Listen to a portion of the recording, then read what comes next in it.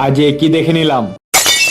1994 সাল পর আজ বেরিয়ে গিয়েছিলাম ঘর ছেড়ে, ঘর থেকে, এবং চেপে গেলাম টিও টিও টোটোতে। মা, মাসিমুনি আর আমি, এবং টোটোটি বৃষ্টির মধ্যে ভুম ভুম করে এগিয়ে গেল এবং আমাদের স্টেশনে পৌঁছে দিল। আমরাও স্টেশনে হাঁটু হাঁটু করে এগিয়ে গেলাম। তারপর মাইতার মন্দির ও কিছু চিত্রকলা দেখে নিলাম। চলে এলো আমাদের ট্রেন পুঝিক করতে করতে, কিন্তু দেখি এটি লোকাল ট্রেন নয়, এক্সপ্রেস যাবে লোকাল ট্রেনের মতো, সেটা আলাদা বিষয়, কিন্তু টিকিট মূল্য এক্সপ্রেসেরই, মজা নয়।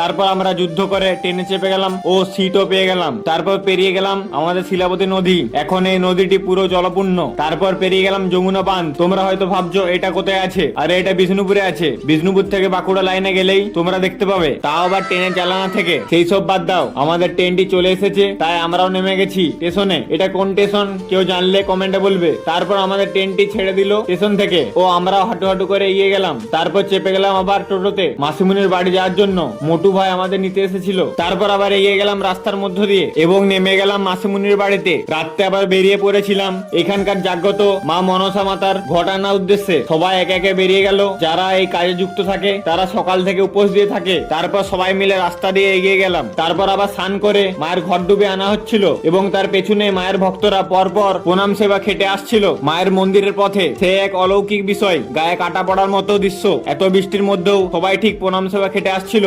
গ্রামবাসীর মুখে শোনা যায় মা সবার প্রার্থনা পূরণ করেন। এই হলো মায়ের মন্দির। সবাই মিলে বলো জয় মা মনসা মাতার জয়।